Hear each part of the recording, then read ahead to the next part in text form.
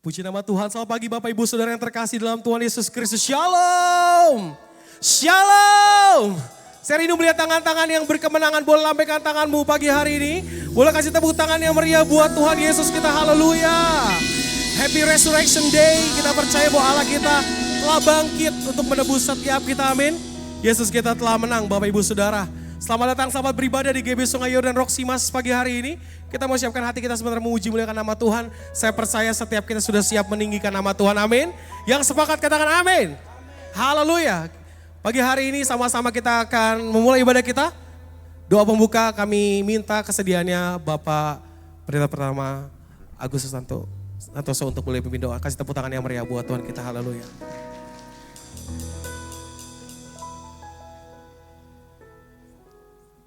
Shalom, hari ini hari Paskah, hari kebangkitan Tuhan Yesus Kristus. Saya mengundang saudara-saudara untuk bangkit berdiri. Sebelum memulai ibadah kita akan berdoa, kita akan menghormati Tuhan Yesus yang hadir di tengah-tengah ibadah kita. Amin. Terpujilah Allah dan Bapa Tuhan kami Yesus Kristus, yang karena rahmat-Nya yang besar, Engkau telah melahirkan kami kembali dari antara orang mati kepada suatu hidup yang penuh pengharapan untuk menerima suatu bagian yang tidak dapat binasa, yang tidak dapat cemar, yang tidak dapat layu, yang tersimpan di sorga bagi kami. Kami yang dipelihara dalam kekuatan Allah, karena iman kami sementara menantikan keselamatan yang akan dinyatakan pada zaman akhir. Kami sungguh bersyukur ya Tuhan, pada hari ini kami masih diberi kesempatan untuk ibadah kepada Engkau Tuhan. Engkau adalah Raja di atas segala Raja, Tuhan di atas segala Tuhan. Tidak ada seperti Engkau di antara para Allah ya Tuhan. Dan tidak ada seperti apa yang Kau buat. Segala bangsa yang Kau jadikan akan datang sujud menyembah di hadapan-Mu. Saat ini Tuhan, kami berkumpul. Bukan hanya kami berkumpul Tuhan, tapi kami mau menikmati ibadah ini, hadirat Tuhan. Menikmati akan bait-Mu, menikmati akan firman Tuhan yang akan disampaikan oleh hamba-Mu. Dan kami akan disingkapkan segala selubung yang masih menutupi mata hati kami. Kami bersyukur juga Tuhan untuk kebangkitan Engkau yang mau memanggil kami untuk maksud penyelamatan. Engkau memegang tangan kami, Engkau membentuk kami, Engkau memberi kami menjadi perjanjian-perjanjian bagi umat manusia. Bahkan Tuhan, Engkau mau pakai kami untuk menjadi terang di antara kehidupan kami di tengah bangsa Indonesia ini Tuhan. Bahkan juga Tuhan pada pagi ini kami percaya Tuhan bahwa Engkau akan membukakan mata kami yang selama ini dibutakan oleh ilah-ilah zaman ini. Supaya kami mengerti pengharapan apakah yang terkandung dalam panggilan-Mu kepada kami pribadi lepas pribadi. Berbicaralah Tuhan kepada kami semua pada saat kami mendengar kebenaran firman Tuhan. Kami minta Tuhan dalam nama Yesus roh hikmat dan wahyu dicurahkan bagi kami. Supaya kami mengenal Engkau dengan benar Tuhan. Dan jadikan mata hati kami terang untuk melihat pengharapan apakah yang terkandung dalam panggilan-Mu kepada kami. Kami mohon Tuhan, Engkau membuat terang-Mu bercahaya di dalam hati kami. Supaya kami beroleh terang dari pengetahuan tentang kemuliaan Allah yang nampak pada wajah Kristus. Kami menyerahkan ibadah ini Tuhan dari awal, pertengahan hingga akhir dalam tangan kuasa Tuhan. Urapan-Mu Tuhan mengalir di tempat ini. Kuasa Tuhan dicurahkan bagi tempat ini. Sehingga kami mengerti Tuhan, bahwa Engkau Tuhan kami yang hidup. Tidak ada di dalam Engkau keselamatan selain daripada Engkau ya Tuhan. Kami bersyukur Tuhan untuk semuanya itu. Kami serahkan Tuhan, Engkau urapi untuk worship leader, pemusik, semua yang mengambil bagian pelayanan pada pagi ini, Tuhan urapi. Termasuk kami Tuhan, pada saat kami memuji menyembah Tuhan, Tuhan disenangkan, Tuhan dimuliakan, Tuhan ditinggikan dan diagungkan. Dalam nama Yesus kami buka ibadah ini hanya di dalam satu nama, Tuhan kami Yesus Kristus. Amin, haleluya. Tetap bangkit berdiri Bapak Ibu Saudara. Dan hari ini kita akan sama-sama membacakan bersama-sama pengakuan iman GBI. Pada hitungan yang ketiga sama-sama kita akan membacanya. 1, 2, 3. Aku percaya bahwa Alkitab adalah firman Allah. Allah yang Esa itu Tritunggal adanya. Yesus yang lahir, mati, bangkit, naik ke surga adalah juru selamat, pengantara kita dan raja segala raja. Manusia berdosa harus bertobat dan beriman agar diampuni, dibenarkan, dan dilahirkan baru. Lalu dibaptis secara selam dan hidup suci. Bahasa roh adalah tanda awal baptisan Roh Kudus.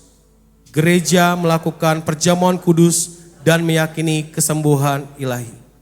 Tuhan Yesus akan datang kembali, ada kebangkitan tubuh, kerajaan 1000 tahun, hukum kekal, dan hidup kekal. Boleh kasih tepuk tangan yang meriah buat Tuhan kita. Silakan duduk Bapak Ibu Saudara yang terkasih dalam Tuhan Yesus Kristus.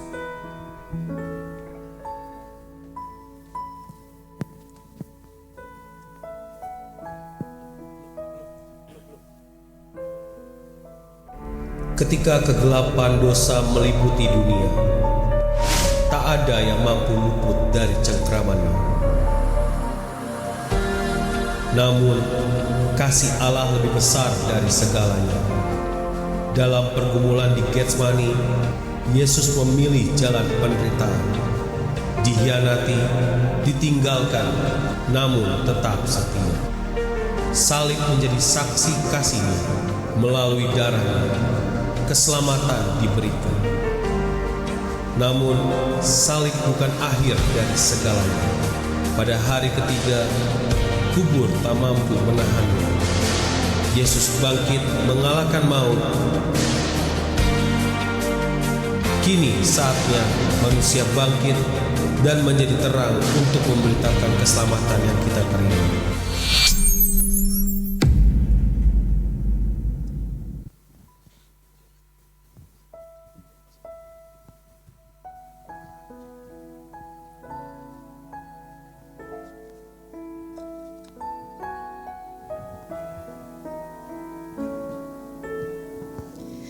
Because He lives,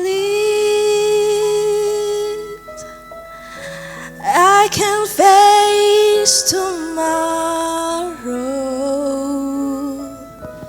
Because He lives, all fear is gone. Because I know He holds the future, and life is worth living just because He lives. Because He lives, I can face tomorrow. Because He lives, all fear is gone. Because I know He holds the future,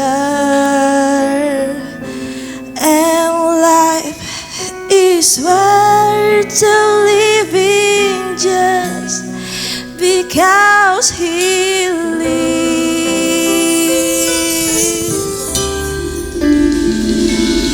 Hidup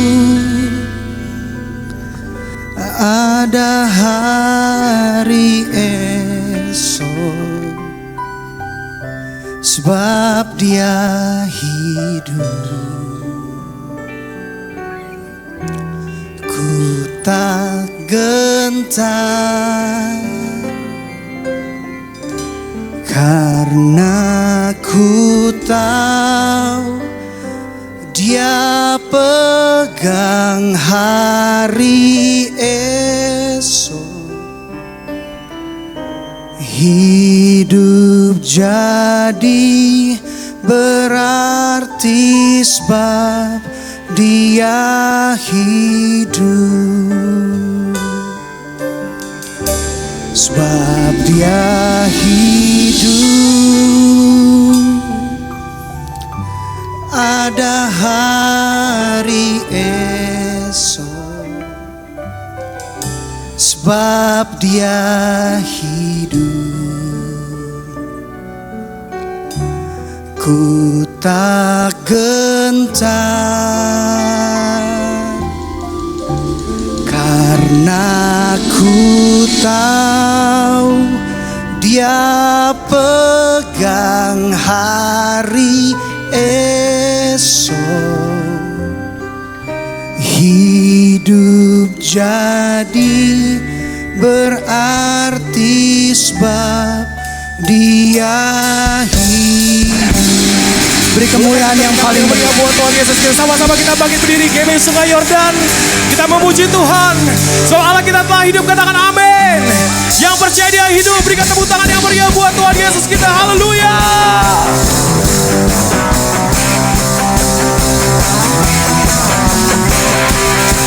Sampai kita bertepuk tangan buat Tuhan Yesus kita.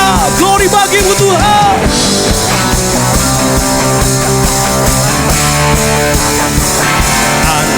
Allah, Yesus namanya, menyucikan, menyembuhkan, Bahkan mati katakan.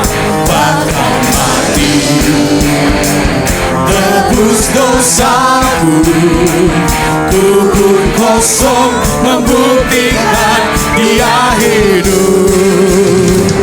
Anak Allah, Yesus namanya, menyucikan, menyembuhkan, bahkan mati, Tebus hidupmu dan hidupku.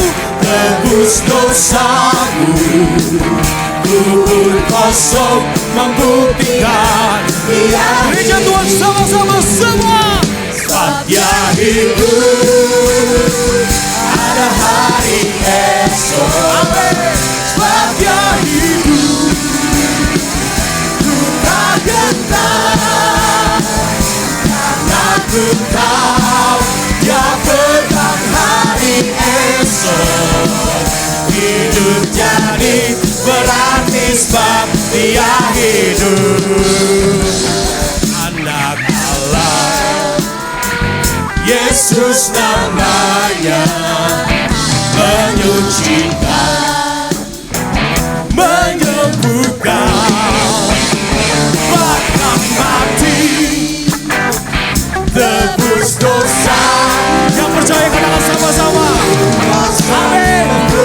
Yang telah menang sama-sama lambaikan tanganmu pagi hari ini keluar. Sebab Dia hidup. Ada hari esok, sebab Dia hidup. Bukan benar karena ku tahu Dia pegang hari esok. Hidup jadi berarti sebab Dia hidup. Dia hidup. Ada hari esok, sebab Dia hidup. Tak gentar karena kami tahu Tuhan, karena ku tahu Dia pegang hari esok. Hidup jadi berarti sebab Dia hidup. Hidup jadi berarti sebab Dia. Yang percaya sama-sama katakan. Hidup jadi berarti sebab Dia hidup. Yang percaya Dia telah hidup. Sama-sama. Berikan tepuk tangan yang meriah buat Tuhan Yesus kita. Haleluya. Bilang sama kanan kirimu, Tuhan kita telah hidup. Mari bilang sama depan belakangmu, katakan Tuhan kita telah hidup. Haleluya.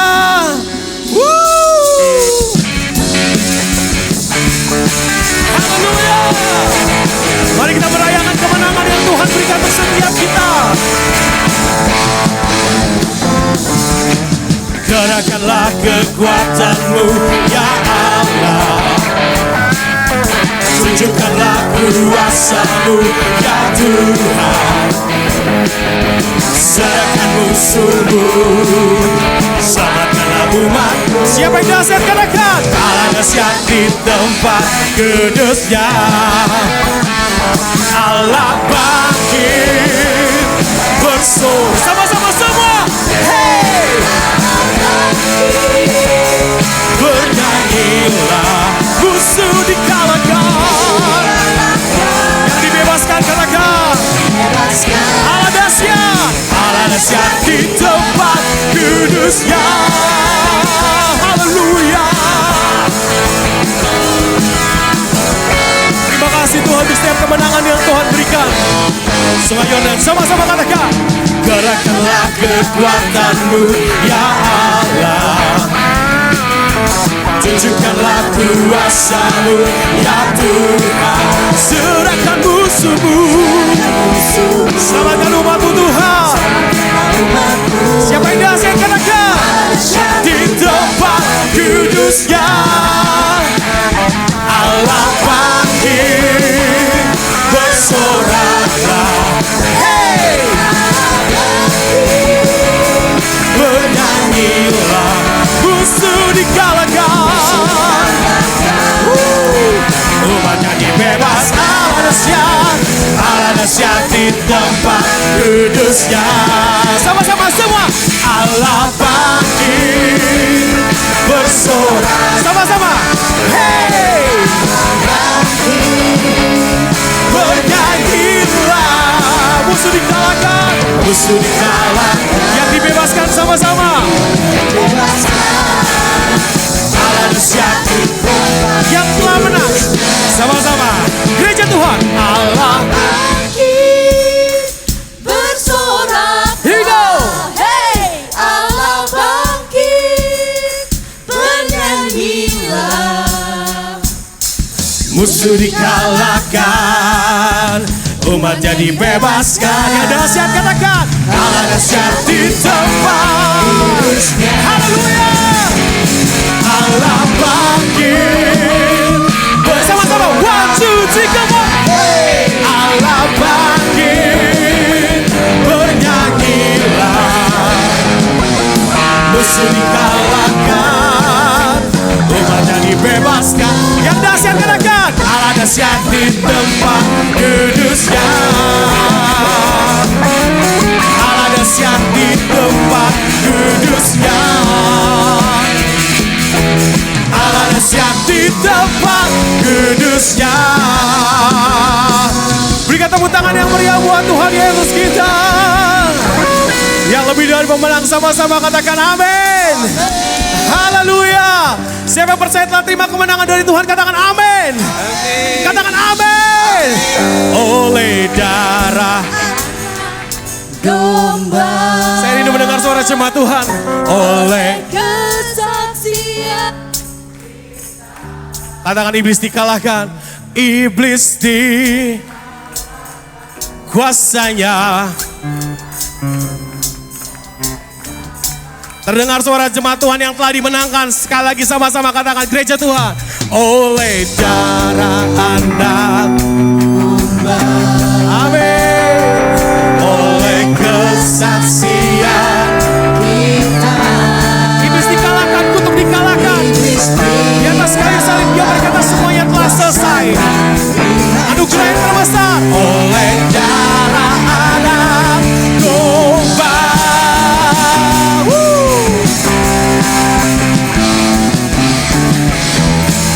Bersama gereja Tuhan bangkit.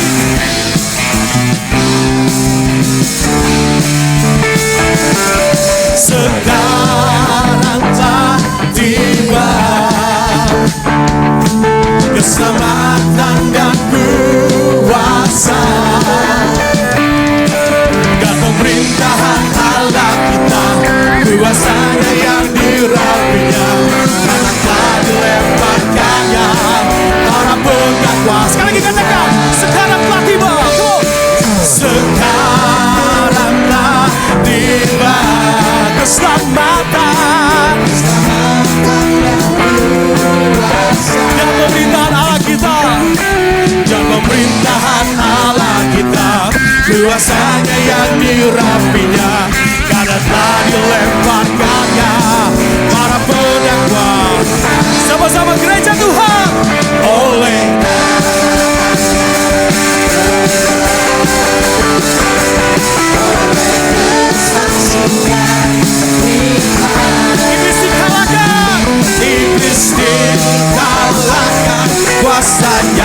dihancurkan oleh darah anak domba. Oleh darah anak domba, katakan. Oleh darah anak domba, oleh kesaksian kita. Satu suara katakan. Iblis dikalahkan, kuasanya dihancurkan.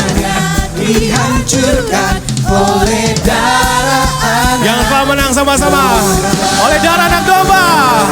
Oleh darah anak domba.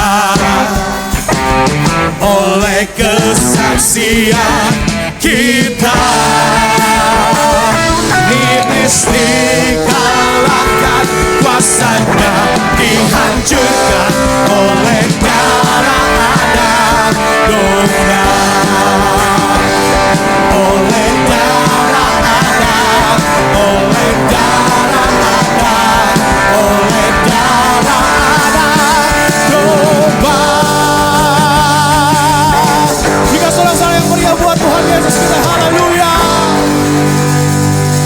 Sekali lagi kita berikan segala hormat, pujian, kuasa, kemuliaan hanya bagi Yesus Kristus, Tuhan Raja segala Raja. Lebih lagi, hanya Dia yang layak ditinggikan, diagungkan, Raja di atas segala Raja. Kau yang layak Tuhan, terima segala kemuliaan Tuhan. Hanya bagi Engkau, Yesus Kristus Tuhan, Raja segala Raja. Dimuliakan,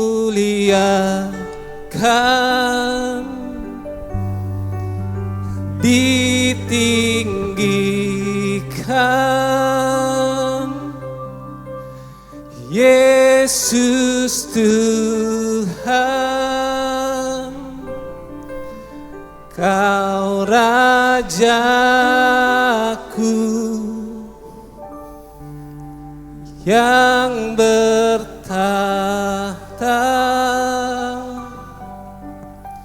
yang berkuasa,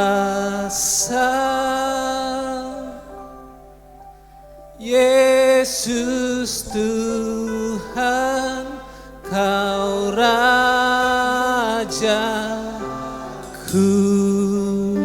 Lebih lagi kita katakan, dimuliakan, ditinggikan,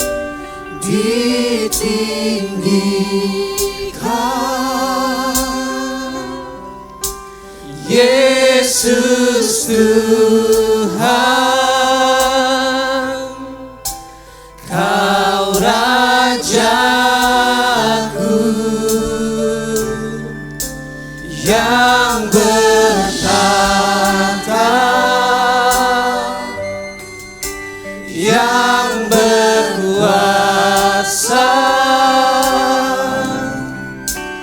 Yesus Tuhan, Kau Rajaku. Hanya Engkau yang layak Tuhan, dimuliakan, dimuliakan, ditinggikan, Yesus Tuhan, Yesus Tuhan, Kau Rajaku Tuhan, Kau Rajaku yang bertahta, yang berkuasa, Yesus Tuhan, Yesus Tuhan, Kau Rajaku. Mari jemaat Tuhan, lebih lagi, Dialah penebus kita, telah bangkit dan hidup. Katakan, dimuliakan,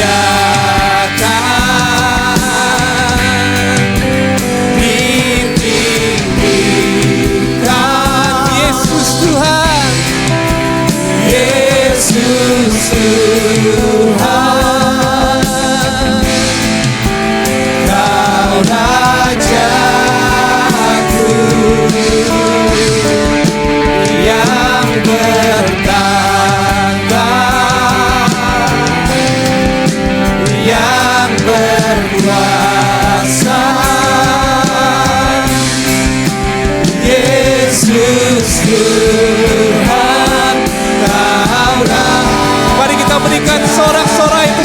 paling meriah bagi Yesus Kristus Tuhan kita. Dimuliakan, dimuliakan, ditinggikan, ditinggikan.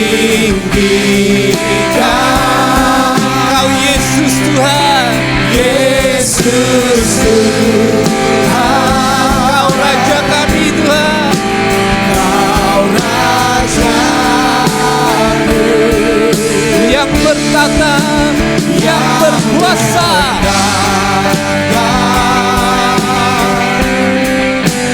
yang berkuasa.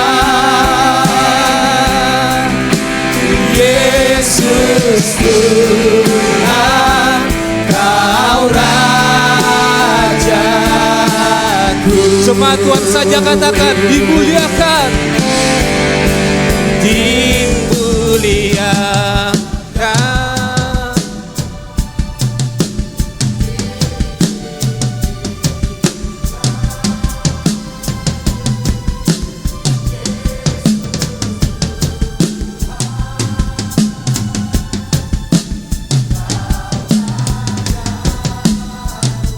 Ini pujian kami Tuhan, ini hormat kami Tuhan.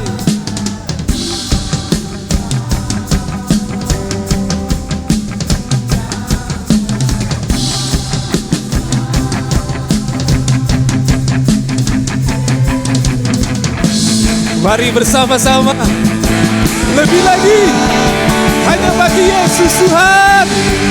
Ya,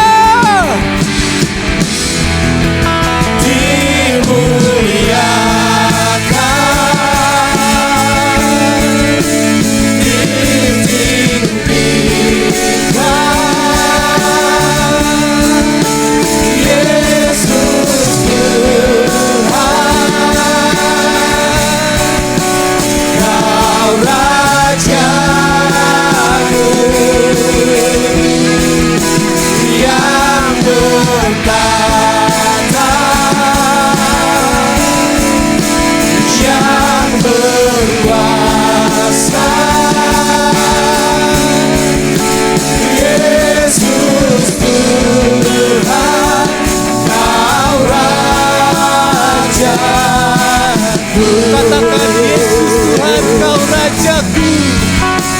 Yesus Tuhan, Kau Raja. Sekali lagi, Yesus Tuhan, Kau Rajaku. Yesus Tuhan, Kau Rajaku.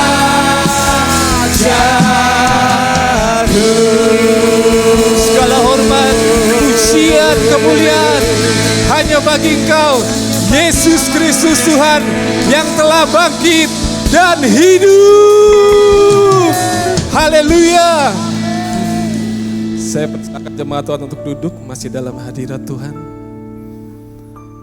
Kami bersyukur Tuhan, hidup kami semua karena penebusan-Mu bagi setiap dari kami Tuhan. Dan kami bersyukur karena salib-Mu Tuhan. Kami telah hidup.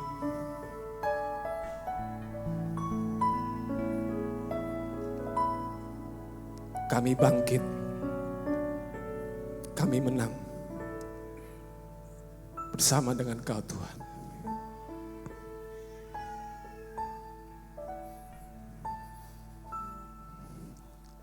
Hanya Kau Tuhan di hidupku.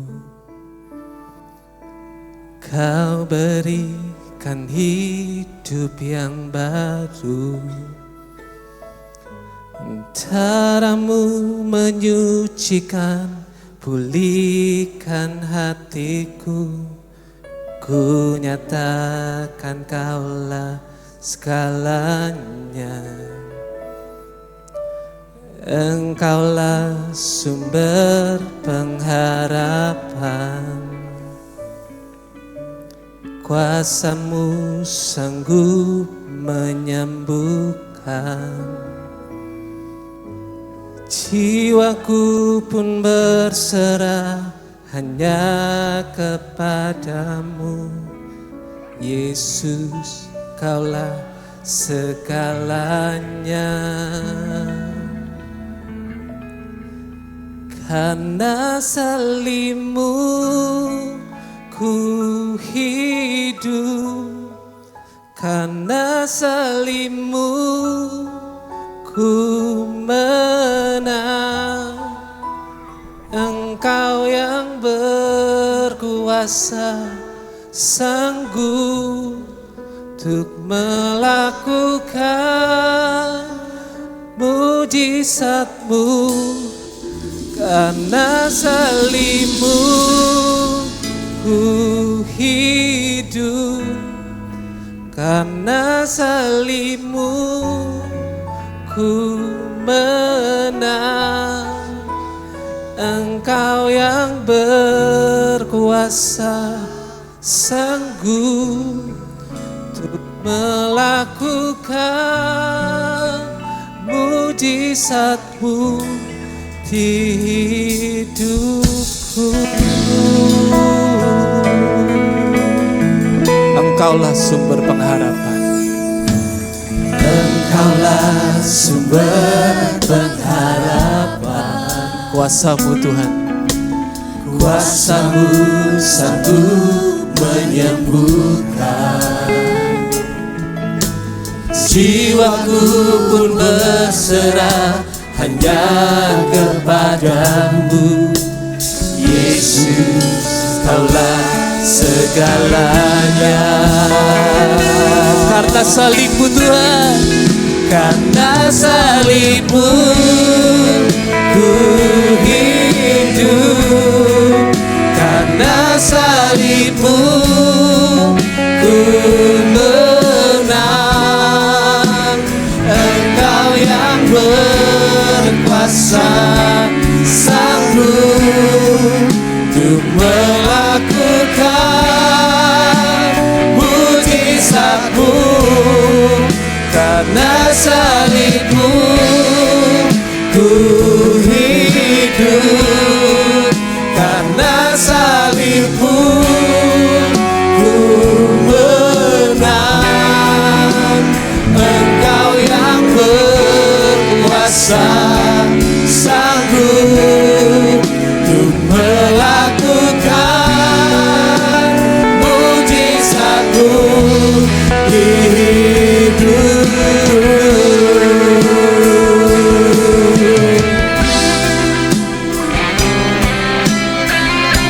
Segala syukur kami Tuhan, segala hormat kami hanya bagi Engkau Tuhan.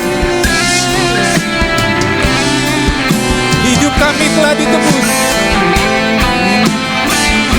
Engkau telah menyelamatkan setiap dari kami Tuhan, dan Engkau bawa kami masuk dalam kemuliaan demi kemuliaan bersama dengan Engkau Tuhan. Terima kasih Yesus Kristus Tuhan, atas pengorbanan-Mu. Engkau bangkit dan hidup bagi setiap dari kami ya Tuhan. Haleluya. Mari kita berikan tepuk tangan yang paling meriah bagi Yesus Kristus Tuhan kita, Raja di atas segala raja. Sekali lagi kita katakan, semua karena salib-Mu ya Tuhan, semua karena salib-Mu ya Tuhan. Karena salib-Mu ku hidup, karena salib-Mu ku menang. Engkau yang berkuasa, sanggup untuk melakukan. Karena salib-Mu ya Tuhan, karena salib-Mu ku hidup, karena salib-Mu ku menang. Engkau yang berkuasa, sanggup untuk melakukan mujizat-Mu di hidupku.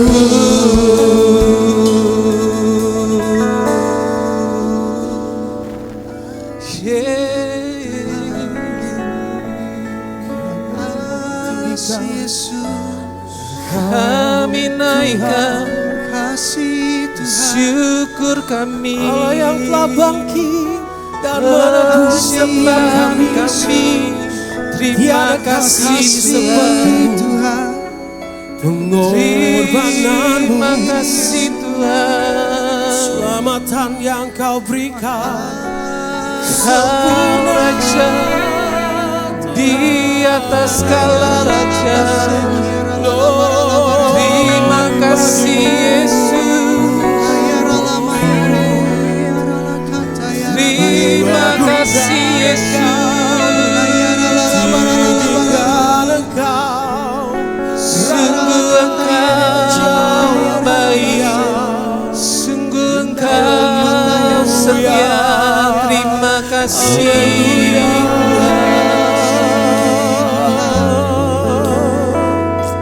syukur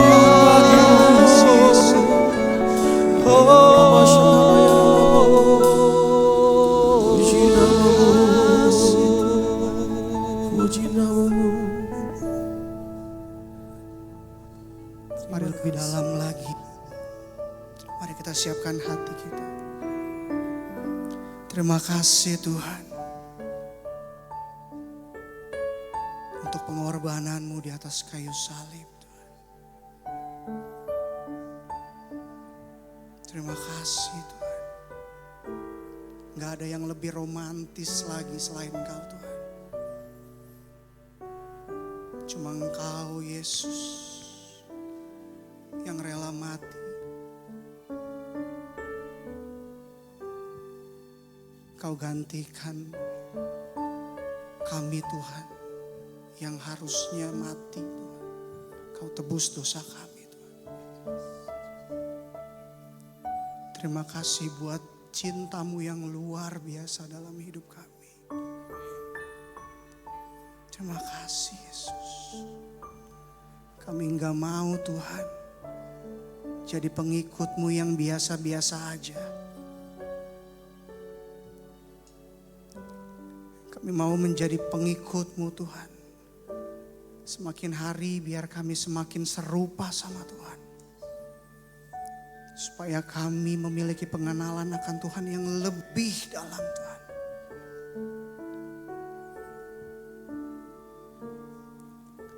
Terima kasih untuk pengorbananmu Tuhan Yesus.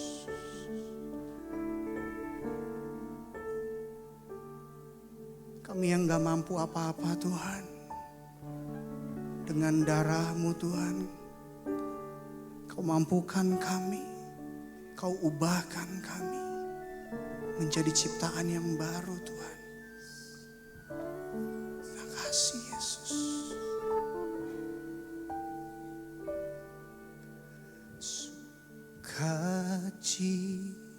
Sukacitaku penuh. Bermazmur bagimu karena ku tahu ku telah ditebus oleh curahan darah-Mu. Ku menyanyi bagimu, memuji namamu karena ku tahu ku berkemenangan oleh curahan darah-Mu Yesus, sucikan daku. Darah-Mu Yesus, bebaskanku. Darah-Mu Yesus, ubahkan daku. Ku dijadikan baru. Sama-sama kita katakan, sukacitaku penuh.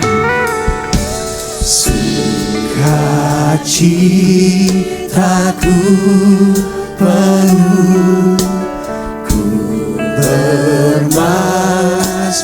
bagimu, karena ku tahu ku telah ditebus oleh curahan darah-Mu. Ku menyanyi bagimu, ku memuji nama-Mu, karena ku tahu ku berkemenangan oleh curahan. Saya undang jemaat untuk bangkit berdiri. Sama-sama katakan, Darah-Mu Yesus sucikan daku, darah-Mu Yesus bebaskanku, darah-Mu Yesus ubahkan daku, ku dijadikan baru. katakan darah-Mu Yesus. Darah-Mu Yesus sucikan daku, darah-Mu Yesus bebaskanku, darah-Mu Yesus ubahkan daku, ku dijadikan baru. Biar musik memuji Tuhan. Mari kita naikkan pujian buat Tuhan. Terima kasih Tuhan, karena darah-Mu Tuhan telah menyucikan hidup kami, telah membebaskan kami Tuhan, sehingga kami ada sampai saat ini Tuhan. Kami menang, kami berkemenangan Tuhan. Terima kasih Tuhan untuk penebusan yang luar biasa ini.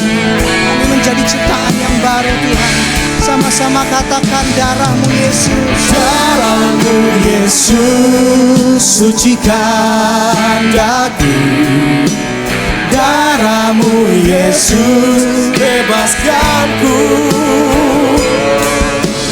darah-Mu Yesus ubahkan daku, ku dijadikan baru. Lebih sungguh lagi katakan darah-Mu Yesus. Darah-Mu Yesus. Dengan hormat saya undang Bapak Pendeta Emmanuel Gatot, Bapak Gembala. Darah-Mu Yesus bebaskanku, darah-Mu Yesus ubahkan daku, ku dijadikan baru, ku dijadikan baru, ku dijadikan baru.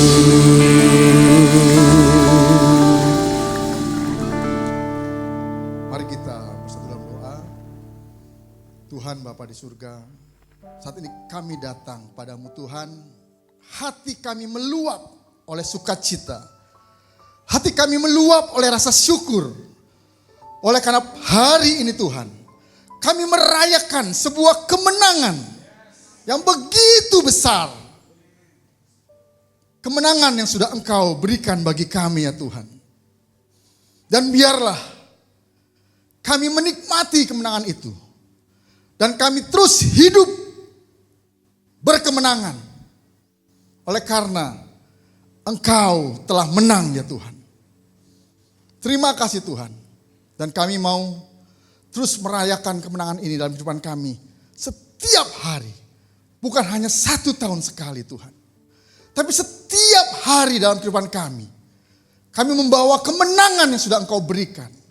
Melalui kehidupan kami ya Tuhan. Terima kasih Tuhan. Dan sebentar kami mau belajar firman-Mu. Supaya kami semakin memahami, mengerti arti kemenangan yang sudah Engkau berikan bagi kami. Supaya kami memahami, mengerti kehendak rencana-Mu dalam kehidupan kami Tuhan. Berbicaralah pada kami Tuhan. Kami siap diberkati oleh firman-Mu. Demi nama Yesus berdoa dan mengucap syukur. Haleluya. Amin. Shalom Bapak Ibu, saudara dikasih. Hari ini kita merayakan, bukan mengenang atau memperingati, tapi kita merayakan. Kalau kemarin 2 hari lalu kita Jumat Agung, kita memperingati kematian dari Tuhan kita Yesus Kristus. Tetapi hari ini kita merayakan sebuah kemenangan yang begitu besar. Kalau kita pernah melihat pertandingan-pertandingan ya kelas dunia sekalipun, sepak bola, ya Piala Dunia, Piala Eropa, kemudian juga olahraga tinju atau badminton atau apapun, atau kemenangan-kemenangan dahulu yang diperoleh oleh Julius Caesar atau Alexander Agung atau Hitler atau apapun, siapapun yang pernah menang tidak mengalahkan, tidak lebih besar dari kemenangan yang hari ini kita rayakan. Kemenangan yang sudah Kristus perbuat adalah kemenangan yang lebih besar dari kemenangan apapun yang pernah terjadi di muka bumi. Kalau kita tadi menyanyikan ada kata-kata salib, kemudian di hadapan kita ada 3 salib yang melambangkan yang paling besar itu salib Tuhan Yesus, kiri kanan itu salib 2 orang penjahat yang disalibkan bersama Tuhan Yesus. Kita melihat sebagai sebuah dekorasi. Karena memang Ko Anton ditugaskan di bagian dekorasi, mendekorasi tempat ibadah kita ini supaya mengesankan. Kita kembali kepada konteks pada waktu itu. Saya waktu itu sempat ngomong sama Ko Anton, ini supaya dekorasinya lebih keren lagi, itu hari Jumat pagi, ya sebelum ibadah sampai selesai ibadah, ada 1 orang digantung situ tuh. Saya bilang yang cocok Bernie nih, karena Bernie kan rambutnya panjang. Makanya Bernie buru-buru potong rambut dia. Dan saya yakin, gak ada satupun orang yang mau digantung di situ kan. Gak ada yang mau. Kenapa? Karena capek, pegel, sakit, malu, dan lain-lain.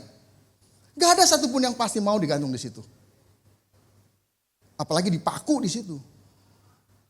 Cerita salib, sejarah salib itu sebetulnya sangat tragis.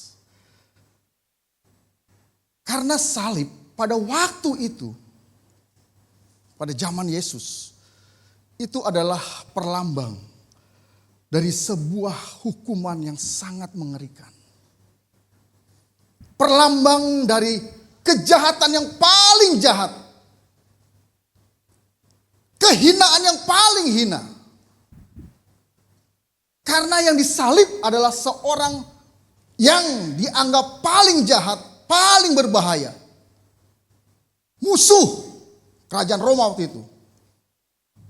Dan orang itu akan disiksa, ditelanjangi, lalu dipaku, dan dipertontonkan di hadapan begitu banyak orang. Dan setiap kali orang yang lewat, dia akan memaki-maki, dia akan mengata-ngatai, dia akan meludah, bahkan juga mungkin melempar dengan batu. Terserah orang mau ngapain. Karena orang yang digantung kayu salib adalah orang yang paling harus dihukum seberat-beratnya, sekejam-kejamnya, sesadis-sadisnya. Jadi waktu itu, salib itu lambang ketakutan. Sekarang kita pakai salib dengan bangganya. Dahulu orang takut dengan salib. Mendengar kata salib aja sudah takut. Saya pernah menonton sebuah film tentang gladiator. Lalu kemudian para gladiator ini memberontak kepada penguasa. Dan mereka lari ke atas bukit. Setiap pasukan yang dikirim ke atas akan dihabisi oleh para gladiator yang sudah terlatih. Para gladiator adalah orang-orang yang terlatih berperang, berkelahi dengan tangan kosong, dengan berbagai senjata. Mereka orang yang berani, mereka orang yang kuat bahkan menahan sakit. Sampai akhirnya sang jenderal memikirkan gimana caranya nih. Lalu sang jenderal menyuruh anak buahnya, salah satu pasukannya, kamu datang ke mereka tanpa senjata, kasih surat saya kepada mereka. Tahu isi suratnya apa? Kalian menyerah atau saya kirim 10.000 atau ribuan pasukan, 1 batalion pasukan untuk menangkap kalian dan menyalibkan kalian. Apa yang terjadi dalam film itu? Digambarkan para gladiator. Sebagian besar ketika mendengar disalibkan, mereka jadi takut. Kecut hatinya. Lalu sebagian turun ke bawah, menyerahkan dirinya daripada harus disalib. Sebagian lagi berkata, kita harus melawan sampai mati. Kenapa? Daripada kita disalib, terhina, kita melawan, mati, terhormat, dan tidak tersiksa.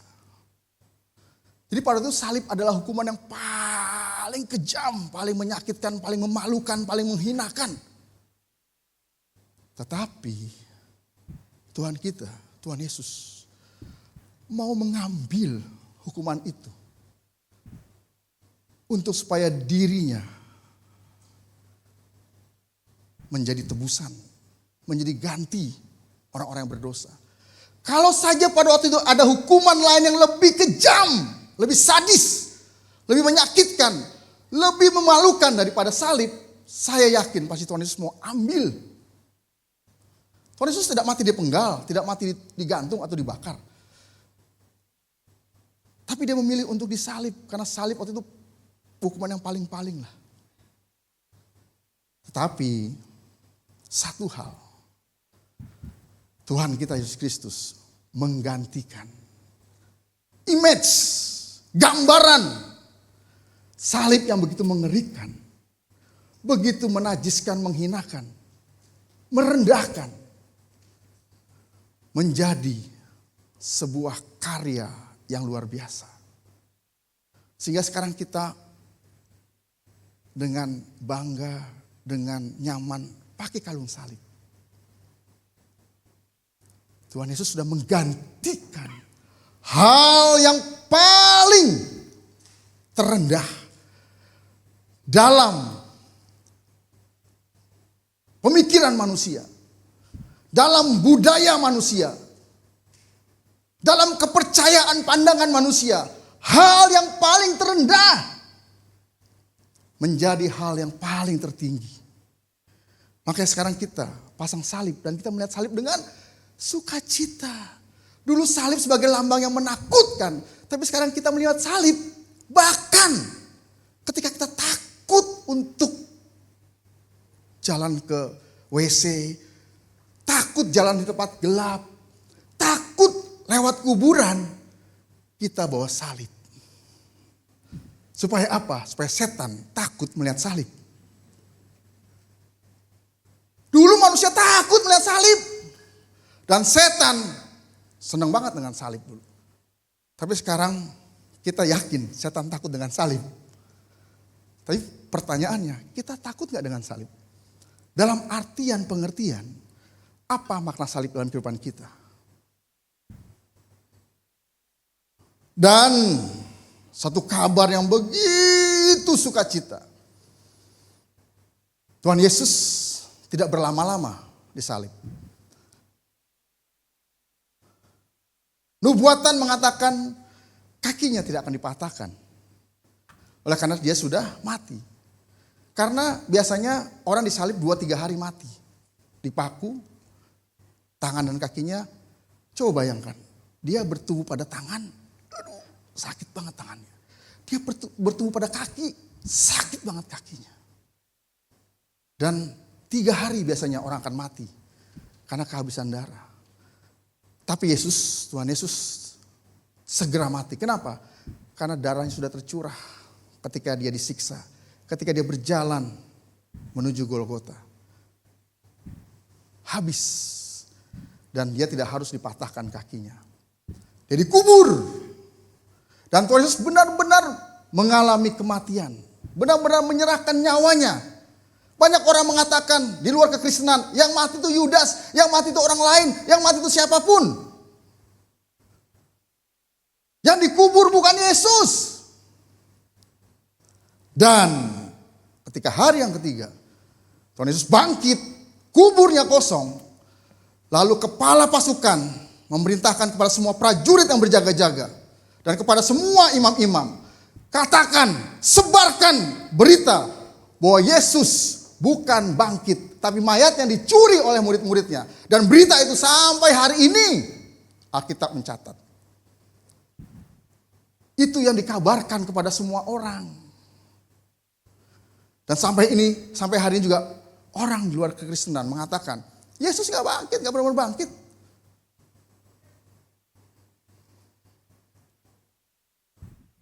Tapi kita punya iman. Sesuai Alkitab, kita yang kita yakini percayai. Bahwa Tuhan Yesus benar-benar dia mati, dikubur, dan bangkit pada hari yang ketiga. Amin. Sekarang pertanyaannya, apa makna kebangkitan Kristus bagi hidup kita? Adakah kita hanya sekedar merayakan setiap tahun? Adakah kita hanya merayakan saat waktu ibadah saja? Adakah hanya buat kita itu sebuah perayaan, kemudian bikin sandiwara, drama, bikin lagu, bikin tarian, atau apapun? Atau sesuatu yang kita kenang sebagai sesuatu yang mengharukan buat kita? Tuhan tidak minta semua itu. Yang Tuhan minta, makna dari kematian, kita ditebus, kita dikuduskan, disucikan, dibenarkan, diperdamaikan dengan Allah. Lalu kemudian kebangkitan Yesus membawa kemenangan atas maut, atas dosa, atas iblis dan segala sesuatunya. Dan menunjukkan bahwa Yesus benar-benar Allah. Karena tidak pernah terjadi orang mati bangkit. Kalaupun ada orang mati kemudian hidup lagi, itu mati suri. Atau orang yang mati, kalaupun ada orang yang mati, lalu dia hidup lagi, tapi dia mati lagi. Tapi Yesus, dia mati, dia bangkit, dan dia naik surga. Gak mati lagi. Itulah keilahian Yesus. Dan hal itu yang harusnya kita bawa terus dalam kehidupan kita. Setiap hari, sepanjang masa, turun-temurun. Bukan kabar bohong yang disebarkan oleh para prajurit dan para imam. Sehingga kita tidak memiliki keyakinan. Atau kita meragukan kematian dan kebangkitan Yesus. Dan tema khotbah saya hari ini adalah bangkit dan menjadi terang. Kita buka Efesus 5 ayat 1 sampai 21. Saya mengajak kita untuk membaca bersama-sama. Cukup panjang ayat 1 sampai 21 supaya kita dengan kita membaca, kita mendengar mau di tengah kita, iman timbul dari pendengaran akan firman. Firman Allah, firman Kristus tentunya. Judul perikopnya adalah hidup sebagai anak-anak terang. Saya ayat 1, Bapak Ibu ayat 2, saya ganjil, Bapak Ibu genap, sekalipun hari ini tidak ada ganjil genap. Sebab itu jadilah penurut-penurut Allah seperti anak-anak yang kekasih.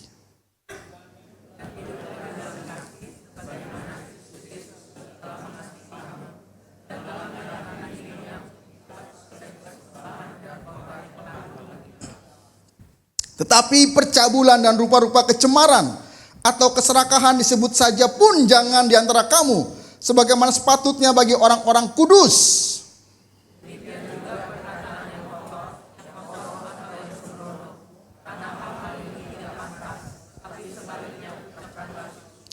Karena ingatlah ini baik-baik, tidak ada orang sundal, orang cemar atau orang serakah. Artinya penyembah berhala yang mendapat bagian di dalam kerajaan Kristus dan Allah.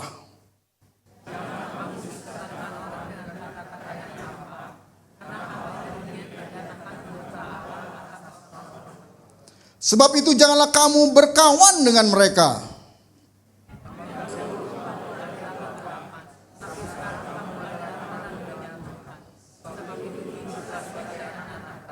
Karena terang hanya berbuahkan kebaikan dan keadilan dan kebenaran.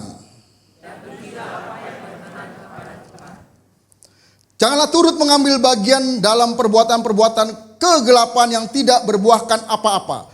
Tetapi sebaliknya telanjangilah perbuatan-perbuatan itu.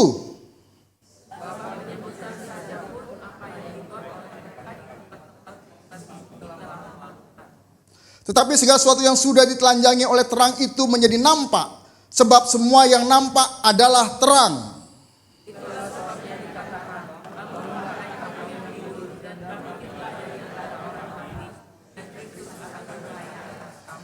Karena itu perhatikanlah dengan seksama bagaimana kamu hidup. Janganlah seperti orang bebal, tetapi seperti orang arif.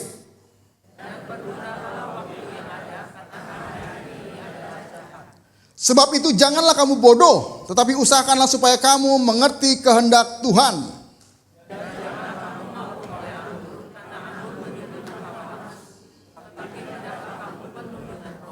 Dan berkata-katalah seorang kepada yang lain dalam mazmur, kidung puji-pujian dan nyanyian rohani. Bernyanyi dan bersoraklah bagi Tuhan dengan segenap hati.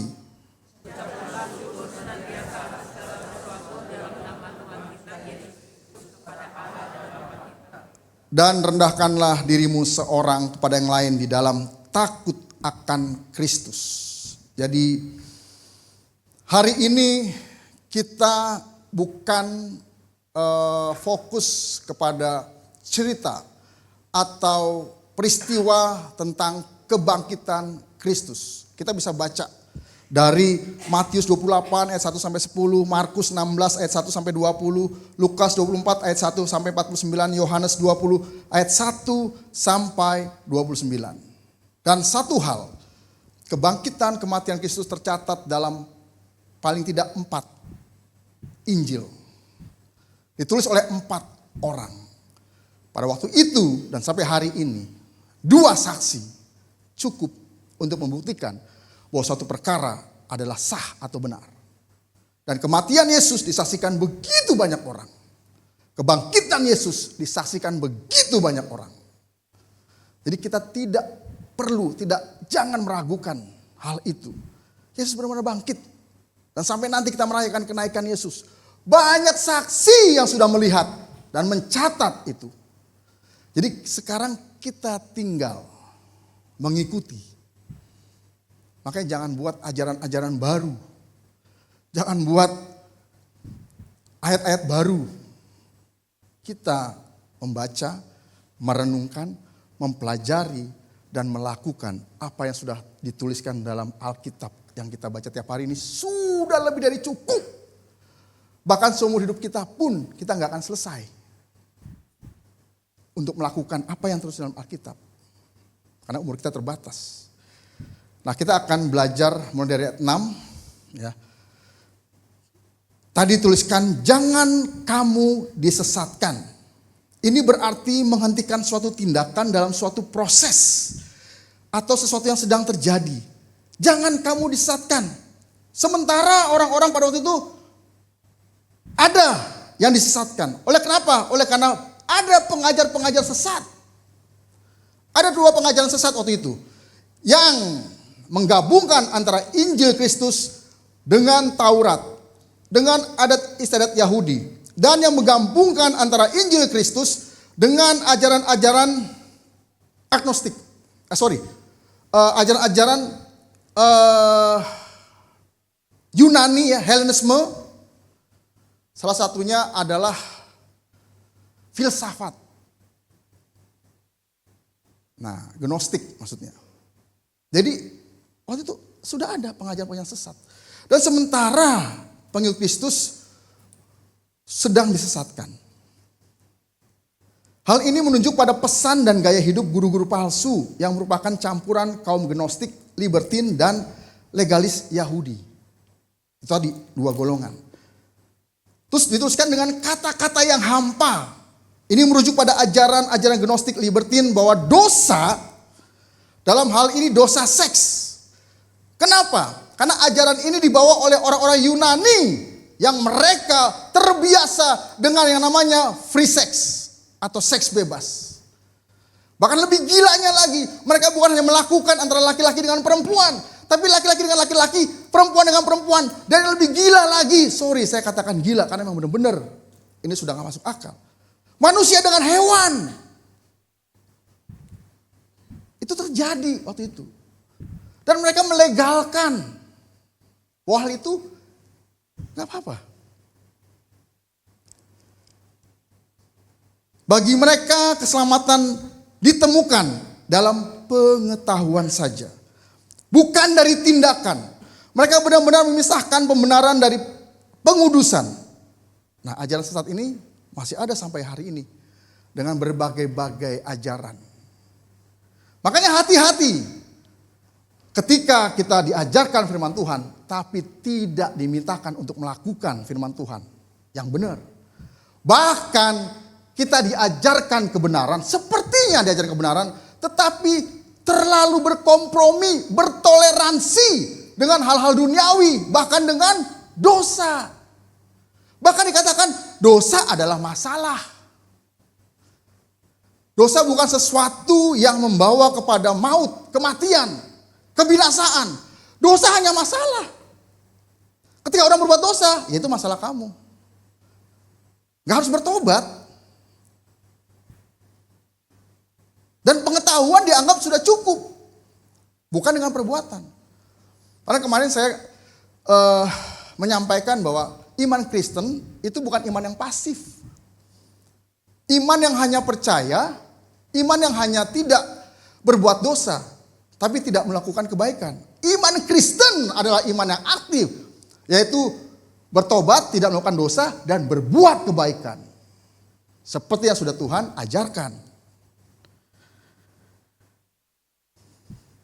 Ayat 7 menuliskan begini.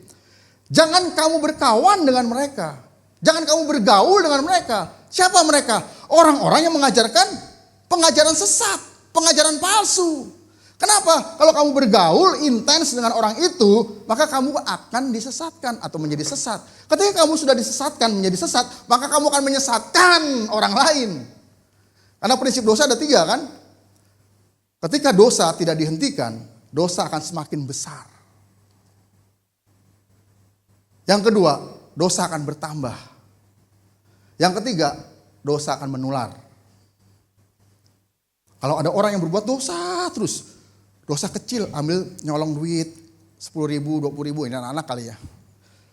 Aduh, gak ketahuan terus-terusan ambil 100.000, ambil korupsi triliunan rupiah. Itu orang-orang yang korupsi triliunan pasti dari kecilnya udah biasa nyolong uang 1.000, 2.000 gitu. Lalu kemudian dari mencuri, dari korupsi, mulai dosa-dosa yang lain nih. Bertambah-tambah dosanya. Bertambah-tambah dosanya. Bertambah-tambah dosanya. Bertambah-tambah dosanya. Setelah itu apa? Dia ajak orang lain untuk berbuat dosa. Orang percaya tidak saja harus menjauhkan diri dari keterikatan dalam dosa, atau bahkan kebiasaan yang buruk. Ingat, kebiasaan yang buruk pun sekalipun itu bukan dosa, tapi jangan dilakukan. Kan ada kan yang namanya etika, yang namanya sopan santun, yang namanya moral, ya kan? Itu kebiasaan-kebiasaan. Lah kalau moral etika yang gak bagus, ya kan? Apa contohnya? Contohnya datang telat, itu kan gak bagus kan? Sepele kayaknya, tapi gak bagus. Tuh, Pak Andre langsung, saya Pak, bertobatlah, jangan lakukan lagi. Apalagi, buang sampah sembarangan, itu kebiasaan yang gak baik. Apalagi, wah ngeludah sembarangan, dan segala macam, itu kebiasaan yang gak baik. Dimulai dari hal itu, baru kita berkembang. Memulai dengan kehidupan rohani yang semakin baik, semakin baik. Jangan kita merasa sudah rohani ya.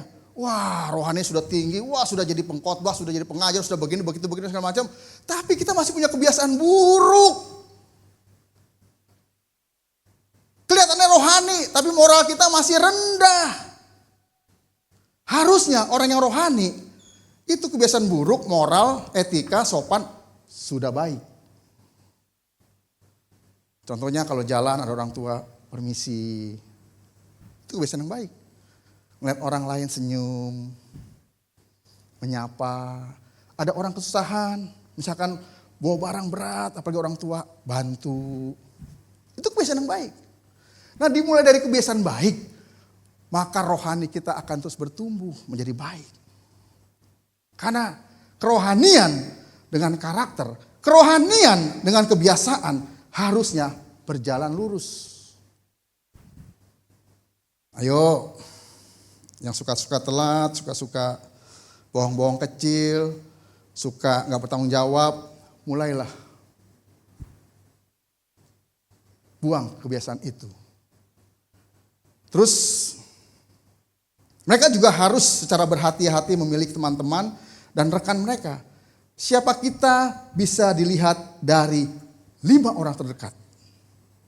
Secara psikologi. Teori psikologi mengatakan begitu. Kalau kita mau lihat siapa,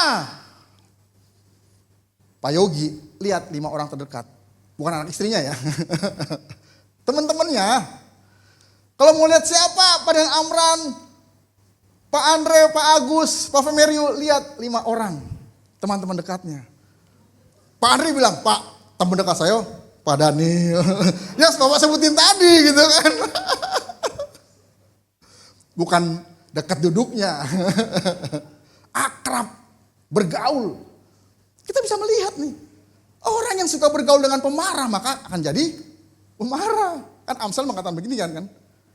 Jangan bergaul dengan orang pemarah, nanti jadi pemarah. Jangan bergaul dengan orang pemabuk, nanti akan jadi pemabuk. Jangan bergaul dengan pencuri, nanti akan jadi pencuri. Tapi bergaulah dengan Tuhan, maka kamu akan menjadi seperti Tuhan. Seperti itu. Kemudian ayat 8-9 menuliskan ada kegelapan dan terang. Istilah yang kontras ini merupakan simbol universal untuk kebaikan dan kejahatan. Dalam kalimat pertama menggambarkan kehidupan mereka sebelum yaitu terus menerus berbuat dosa. Gelap itu artinya kejahatan, dosa. Pertobatan harus dibuktikan dengan kehidupan yang berubah, yaitu terang. Hanya berbuahkan kebaikan, keadilan, dan kebenaran.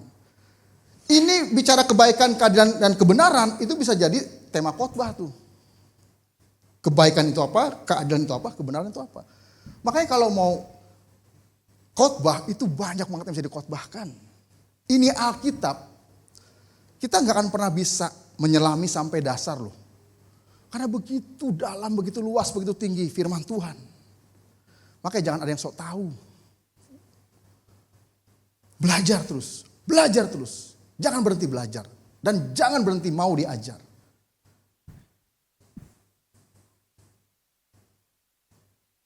Ada buku mengatakan habis gelap, terbitlah terang. Itu bukunya siapa? Buku R.A. Kartini yang besok akan kita rayakan ulang tahunnya kan. 21 April. R.A. Raden Ajeng. Ya, Raden Ajeng itu untuk wanita Jawa yang golongan ningrat yang belum menikah. Kalau Raden Ayu itu, Raden Ajeng yang sudah menikah. Kalau Raden Ayu itu golongan wanita Jawa ningrat yang belum menikah. Kalau R.A. Ditya, ada tuh di YouTube tuh. Nah, ini berbicara mengenai buah roh. Jadi kalau kita dulu hidup dalam kegelapan, sebelum Tuhan Yesus mati di salib, sebelum Tuhan Yesus menebus dosa-dosa manusia, dulu kita hidup dalam kegelapan, tapi Yesus sudah mati menebus dosa manusia. Makanya begini, kenapa sih para murid kok kayaknya bandel banget, auban banget, ndablek banget, jugul banget, selama mereka ikut Yesus loh. Mereka bersama-sama Yesus, tapi mereka tidak menemukan kebenaran. Dan mereka gak hidup benar. Mereka masih punya pola pikir yang salah. Padahal sehari-hari mereka ikut Yesus. Kenapa? Karena para murid masih adalah orang berdosa. Lah orang Yesus belum mati di kayu salib. Barulah setelah Yesus mati di kayu salib dan Roh Kudus turun, murid-murid berubah. Dan kita sudah mengalami seperti murid-murid alami. Yesus sudah mati, bangkit, naik ke surga. Roh Kudus sudah dicurahkan.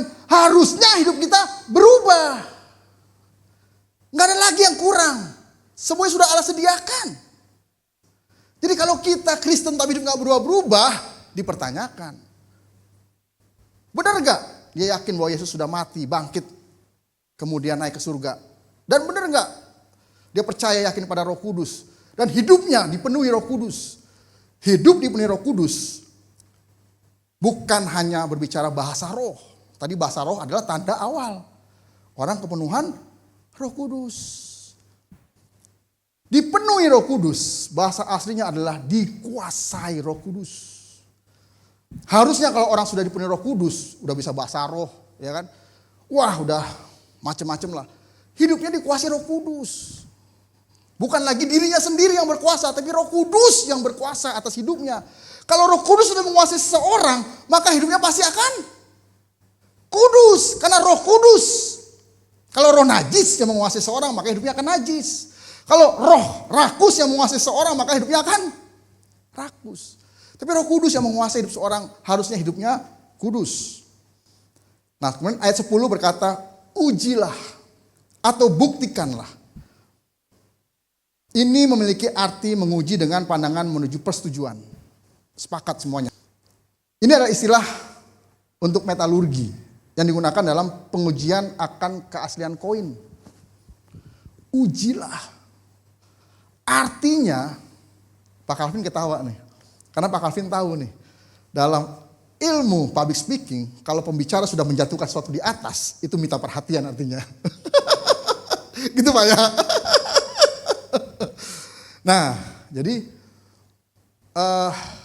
ujilah itu mengandung makna seperti seorang yang menguji sebuah keaslian koin. Ini benar-benar asli atau tidak.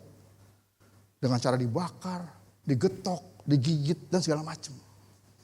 Salah satu kan kalau kita menguji emas itu asli atau enggak, tukang emas kan selalu suka gigit ya.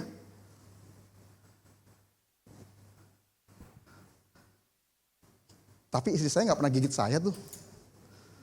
Karena dia tahu saya asli, mas-mas asli saya. Asli Jawa. Ayat 11. Janganlah turut mengambil bagian. Saya fokuskan pada kata ini. Secara harafiah adalah sesama atau sepersekutuan. Artinya begini, ketika kita turut mengambil bagian, artinya kita menjadi sesama atau sama dengan orang yang atau sesuatu, sekelompok yang melakukan sesuatu. Atau kita bersekutu dengan orang-orang itu. Ini biasanya berarti menghentikan tindakan yang sudah dalam proses. Jadi ketika seorang sudah bertindak, ya kan, ditulis begini, jangan turut mengambil bagian. Merujuk pada yang pertama, kontak sosial yang intim dengan orang yang tidak percaya. Jadi pada waktu itu sangat tidak dianjurkan atau sangat dianjurkan untuk tidak bergaul dengan orang-orang yang belum percaya. Sangat tidak dianjurkan untuk bergaul dengan orang percaya. Sama kalimatnya. Kenapa? Bergaul itu artinya kamu terlalu dekat, intens, dan akhirnya kamu akan sama dengan mereka. Berteman boleh, sekedar sapa, salam, senyum. Apalagi itu? Ilmu marketing. Tapi yang namanya bergaul, pilih-pilih. Di sini ada berapa ribu orang kita di sini nih. Ya, dalam penglihatan saya nih gitu kan. Amin dong. Gak cukup Pak kalau 1000 aja Pak. Apalagi lebih. Nah, ini kita banyak di sini nih. Bergaulah dengan sesama anak Tuhan. Jadi kita di gereja ini harus saling akrab. Saling menyapa, saling bertanya, saling menolong, membantu. Kalau ada yang sudah 2 kali, 3 kali nggak datang, cobalah dihubungi, ditanyakan, ada apa, disamperin. Kalau sudah ada yang mulai agak-agak, wah ini udah mulai nih bermasalah nih, cobalah dinasehati, jangan didemin. Kita harus bergaul nih. Pada waktu itu, ya orang-orang Kristen itu sangat sedikit dan mereka terkucil. Jadi mereka harus bersatu nih orang Kristen nih yang sangat minoritas. Lah kalau mereka nggak bersatu, kepada siapa mereka minta bantuan? Akhirnya apa? Ketika ada jemaat baru yang tidak merasa diterima, dia akan kembali lagi pada komunitas lamanya. Kembali lagi kepada kepercayaan agama lamanya. Yang kedua, kita harus menjauhi yang namanya kegiatan ibadah yang sinkritisme. Pada waktu itu seperti itu, yang saya bilang tadi, menggabungkan antara Injil dengan Taurat. Udah Kristen tapi masih harus melakukan hukum Taurat. Ada hari-hari, ada bulan-bulan, perayaan-perayaan, gak boleh begini, gak boleh begitu, harus begini, harus begitu.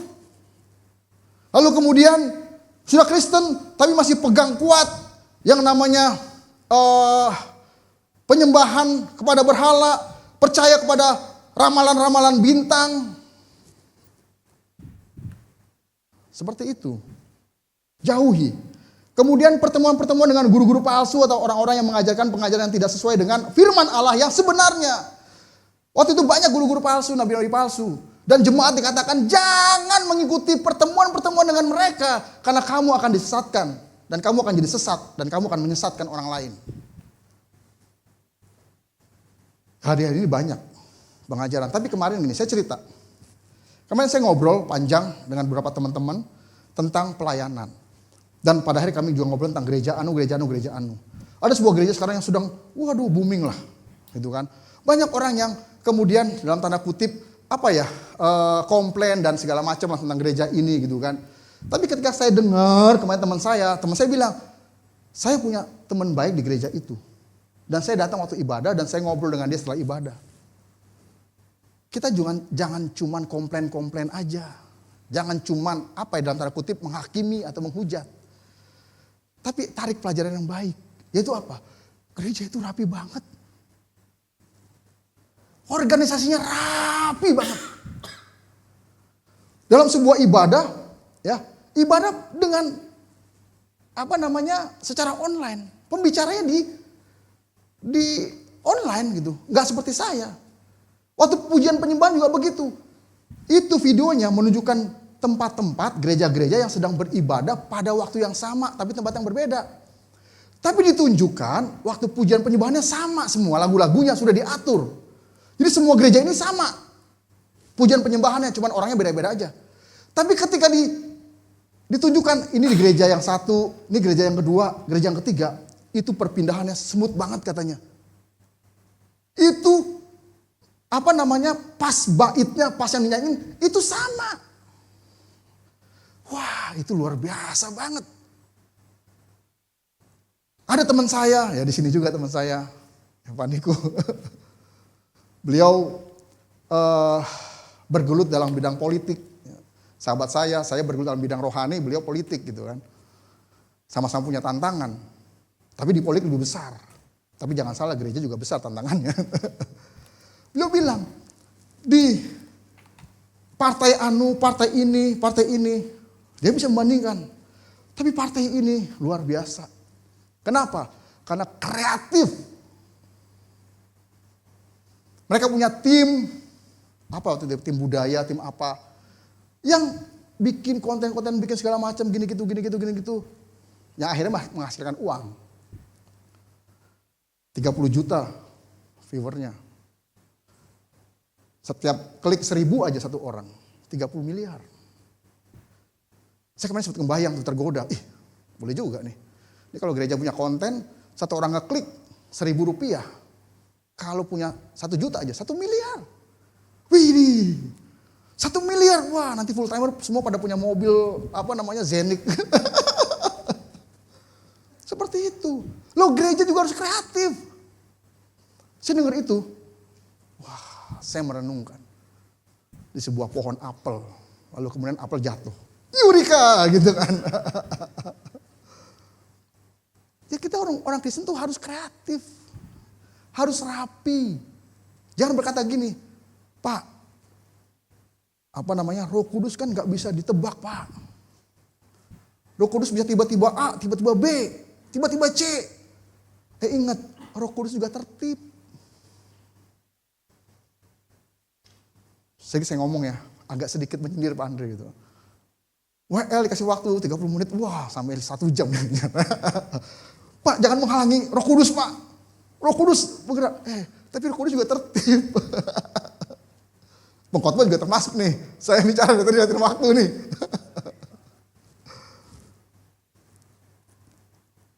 Nah, memiliki makna hal yang terkecil atau kelihatan sepele, tetapi sesungguhnya dapat menimbulkan kepada suatu kebiasaan dan pada akhirnya menjadi karakter. Jadi hal yang kelihatan sepele, tapi kita lakukan setiap hari, terus kita lakukan. Lakukan. Akhirnya jadi kebiasaan. Akhirnya jadi karakter.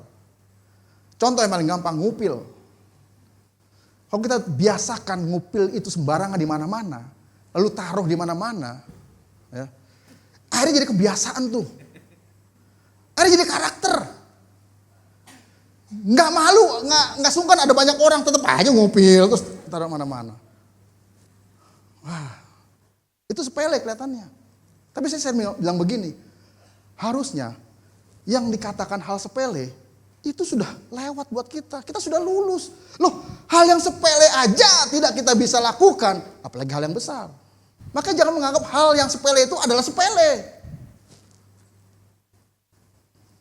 Pele itu pemain bola ya. Ayat 14. Ini sepertinya sudah terakhir nih. Oh, masih ada sedikit. Bangunlah hai kamu yang tidur, Kristus akan bercahaya atas kamu. Ini merupakan suatu kutipan dari Yesaya 51 ayat 17 dan 60 ayat 1.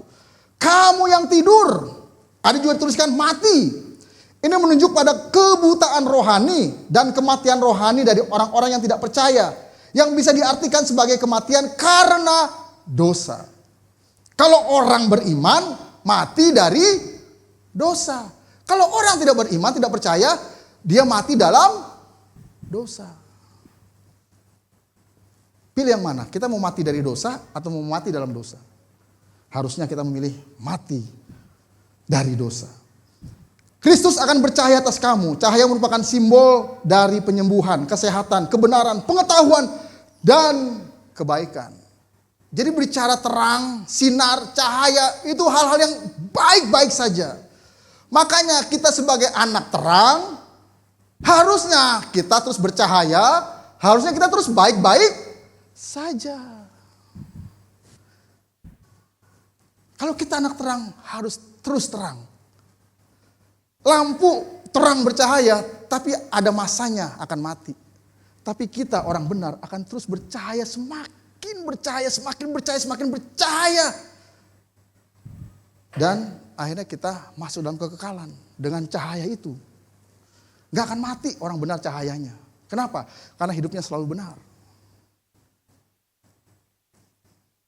Ayat 15-16, perhatikanlah dengan seksama bagaimana kamu hidup. Pergunakanlah waktu yang ada. Adalah cara hidup. Setiap orang percaya harus hidup dengan cara yang sepadan dengan panggilan Allah dalam Yesus Kristus. yakni hidup dalam kasih dan hidup sebagai anak-anak terang. Karena Yesus adalah terang. Kita sebagai pengikutnya juga menjadi terang. Kalau kita gelap, kita bukan pengikut Yesus. Kita pengintil atau pengintai Yesus. Yaitu iblis. Perhatikan juga berarti berhati-hatilah. Maksudnya adalah menghindari kebodohan orang yang tidak berhikmat. Dan hidup sebagai orang yang berhikmat dengan memanfaatkan waktu yang ada. Jadi kita harus memanfaatkan waktu yang ada. Dengan apa? Tindakan menggunakan secara bijaksana dan sakral. Setiap kesempatan adalah kita untuk berbuat kebaikan. Setiap kesempatan yang ada adalah kesempatan untuk kita berbuat kebaikan. Nah, kesimpulan, gereja harus hidup berdasarkan nilai-nilai yang secara radikal dan militan. Pak Andre ada radikal worship-nya. Tambahin Pak, radikal dan militan worship. Berlawanan dengan nilai-nilai dunia. Jadi kita harus radikal, harus militan, melawan atau berlawanan dengan nilai-nilai dunia. Jangan justru kita itu tadi, kompromi. Toleransi dengan nilai-nilai dunia. Gak bisa. Karena terang tidak bisa bersatu dengan gelap.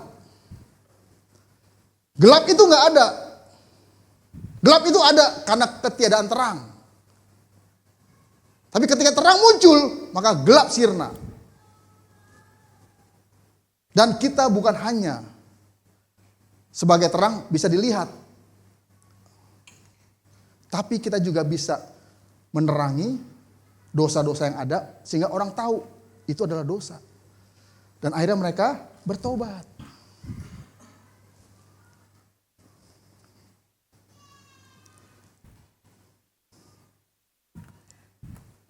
Orang-orang percaya didesak untuk menggunakan pengaruh mereka atas kegelapan itu. Selain menjadi komunitas yang perilakunya bercahaya sebagai mercusuar bagi orang lain, menerangi bagaimana kehidupan seharusnya dijalani, sehingga terang itu bisa mengubah kegelapan di sekitarnya. Dalam konflik dengan terang, kegelapan pada akhirnya tidak bisa menang. Karena terang itu milik Kristus yang sudah bangkit sebagai sumbernya. Jadi,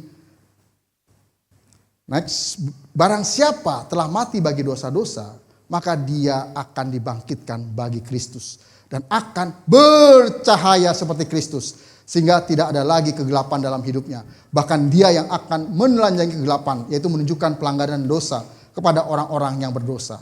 Saya tutup dengan Filipi 3 ayat 10-11. Yang kukendaki ialah mengenal dia dan kuasa kebangkitannya dan persekutuan dalam penderitaannya, di mana aku menjadi serupa dengan dia dalam kematiannya, supaya aku akhirnya beroleh kebangkitan dari antara orang mati. Demikian firman Tuhan. Amin Bapak Ibu Saudara. Mari kita tundukkan kepala dan kita berdoa. Tuhan Bapa di surga, kami ucap syukur Tuhan untuk firman-Mu yang sudah meneguhkan, menguatkan kami kembali Tuhan. Menyegarkan hati pikiran kami Tuhan. Bahwa kematian dan kebangkitan-Mu adalah kemenangan bagi orang yang percaya kepada-Mu ya Tuhan. Dan kami menang. Dan kami menjadi terang. Karena Engkau sudah menang. Dan Engkau adalah sumber terang itu ya Tuhan. Dan biarlah Tuhan kemenangan itu kami bawa setiap hari. Setiap waktu. Dan juga cahaya hidup kami Tuhan. Terus bercahaya. Terus memancarkan kasih-Mu ya Tuhan. Terima kasih Tuhan. Terima kasih kalau Engkau sudah mau datang ke dunia. Terima kasih kalau Engkau sudah mau mengajarkan kami melalui firman-Mu Tuhan. Terima kasih kalau Engkau sudah mau memberikan contoh kepada kami bagaimana kami harus hidup. Terima kasih Tuhan kalau Engkau sudah mau merendahkan diri-Mu, dihina, disiksa, bahkan menyerahkan nyawa-Mu Tuhan bagi tebusan kami. Dan terima kasih Tuhan untuk kebangkitan-Mu yang adalah kemenangan bagi kami ya Tuhan. Terpujilah nama-Mu Tuhan. Demi nama Yesus kami berdoa dan ucap syukur. Haleluya. Amin. Puji Tuhan. Ku mau seperti-Mu Yesus, disempurnakan selalu dalam segenap jalanku, memuliakan nama-Mu. Ku mau seperti-Mu Yesusku, mau seperti-Mu Yesus, disempurnakan selalu dalam segenap jalanku, memuliakan nama-Mu, memuliakan nama-Mu,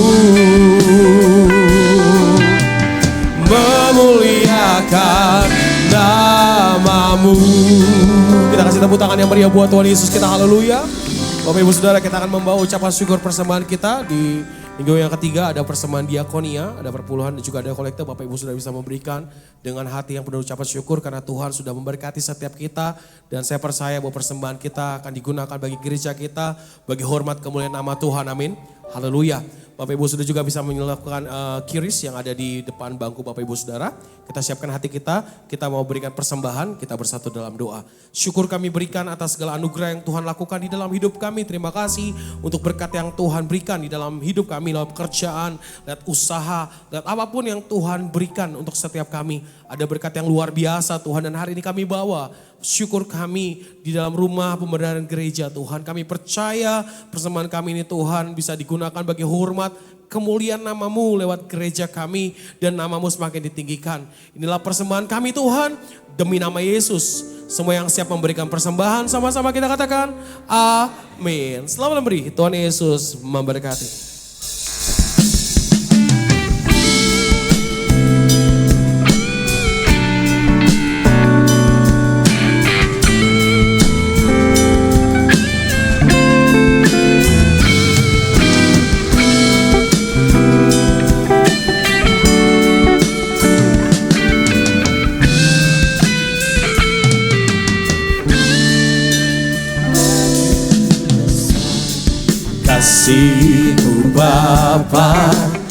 Kau berikan anakmu yang tunggal. Di saat aku percaya kasih menyelamatkanku, bukan sebagai hakim dunia, tapi penyelamat yang berkorban. Untuk diriku kau tebusku, kasih menyelamatkanku.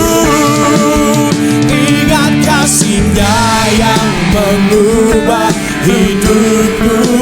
Ingat kasih-Nya yang selalu ada.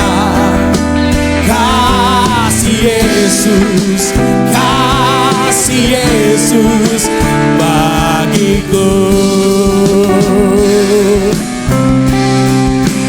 Ingat pilur-Nya yang sembuhkan lukaku. Ingat salib-Nya yang menebus aku. Kasih Yesus, kasih Yesus bagiku.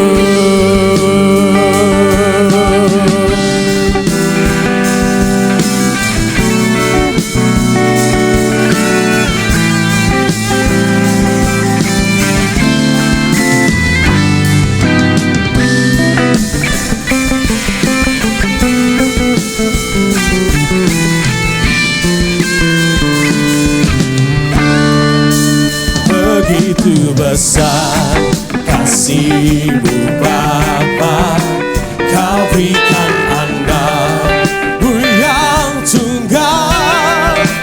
Di saat aku percaya kasih menyelamatkanku. Ingat kasih-Nya yang mengubah hidupku. Ingat kasih-Nya yang selalu ada. Kasih Yesus, kasih Yesus bagiku. Ingat pilur-Nya yang sembuhkan lukaku. Ingat salib-Nya yang menebus aku. Kasih Yesus, kasih Yesus, kasih Yesus, kasih Yesus, kasih Yesus, kasih Yesus bagiku. Kasih Kristus besar dalam hidup setiap kita. Terima kasih Bapak bersama Bapak Ibu Saudara. Tuhan Yesus memberkati setiap kita. Haleluya. Dan hari ini kita akan menyaksikan sebuah performance spesial yang sudah dipersiapkan kira-kira 3 tahun yang lalu Bapak Ibu Saudara. Jadi ini sangat visioner Bapak Ibu Saudara. Dan mereka lah generasi-generasi yang ada untuk menopang gereja kita. Amin. Haleluya. Inilah persembahan pujian, bergerak dan tari dari Joyful Kids. Boleh kasih tepuk tangan yang meriah.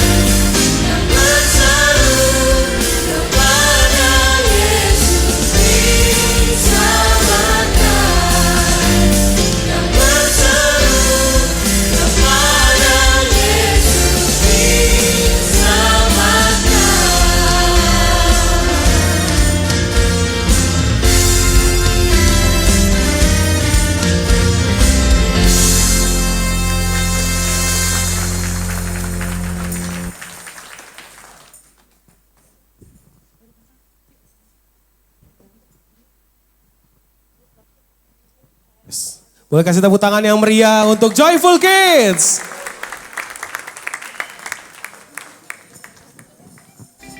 Shalom jemaat yang terkasih, selamat datang di GBI Sungai dan Roksimas. Bersama saya Bernie, saya Ivi, dan Zoe. Berikut informasi sepekan gereja kita. ibadah minggu depan akan dilayani oleh Bapak PDM Andre Tonggemdio S. Mari jemaat Tuhan, saya ajak untuk sebanyak-banyaknya membawa jiwa yang beribadah bersama di minggu mendatang. Ibadah teens dan sekolah minggu diadakan bersamaan dengan ibadah umum setiap jam 10 pagi. Ibadah Sing Youth diadakan setiap hari Sabtu jam 5 sore di lantai 5. Kami mengajak seluruh jemaat muda untuk bergabung dalam ibadah kami. Mengajak seluruh jemaat Tuhan untuk bersama belajar firman Tuhan dalam pendalaman Alkitab yang akan diadakan pada hari Kamis 24 April 2025 via Zoom jam 7 malam dengan tema Mazmur 23 dengan pengajar Bapak Andreas Kristanto MTH. Info lebih lanjut dapat menghubungi Ibu Triviana. Dan berikut klip pengumuman lainnya. Mengajak seluruh jemaat Tuhan untuk berdoa dalam doa syafaat yang diadakan di ruang ibadah lantai 3 setiap Sabtu jam 3 siang. Khusus setiap Sabtu minggu pertama, doa syafaat diwajibkan untuk seluruh pelayan. Menginformasikan bahwa Goods for Donate telah dibuka kembali. Bapak Ibu jemaat Tuhan yang memiliki barang bekas layak pakai yang sudah tidak terpakai dapat didonasikan melalui Karika.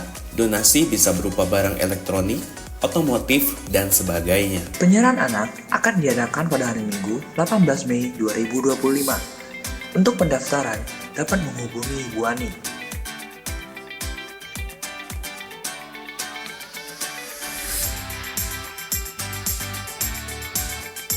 Baptisan akan diadakan pada hari Minggu 27 April 2025 di Kolam Baptis Gereja.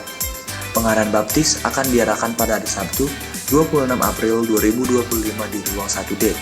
Untuk pendaftaran dapat menghubungi Ibu Ani.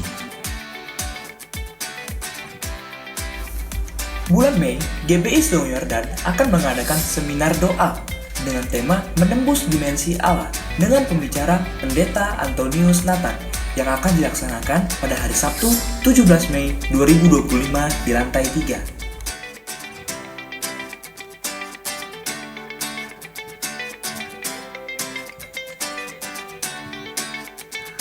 Demikian info sepekan minggu ini. Selamat hari Minggu, Tuhan Yesus memberkati. Puji nama Tuhan Bapak Ibu Saudara. Dan kita sudah ada di penghujung ibadah kita. Saya belum bisa kita menutup ibadah pagi hari ini, siang hari ini Bapak Ibu Saudara. Adakah Bapak Ibu Saudara baru pertama kali beribadah di tempat ini? Boleh angkat tangan mungkin? Ada yang baru pertama kali? Puji nama Tuhan.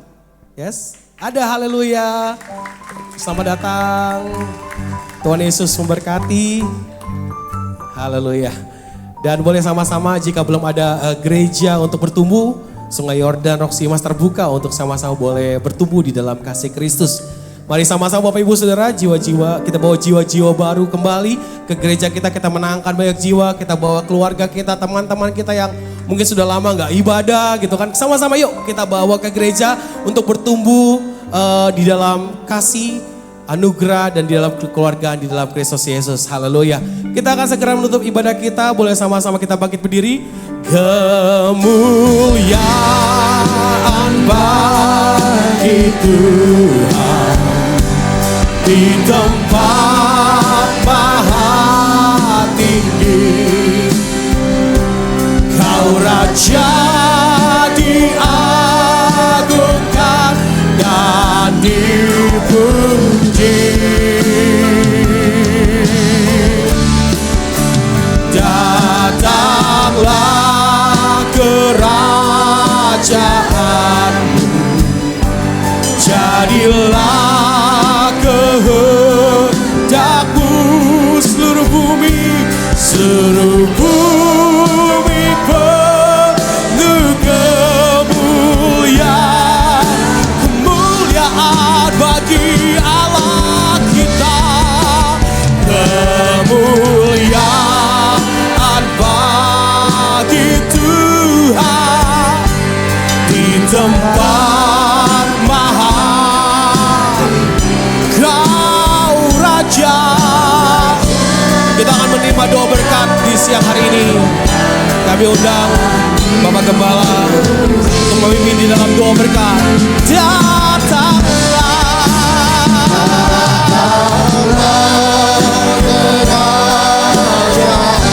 Jadilah kehendak-Mu Tuhan.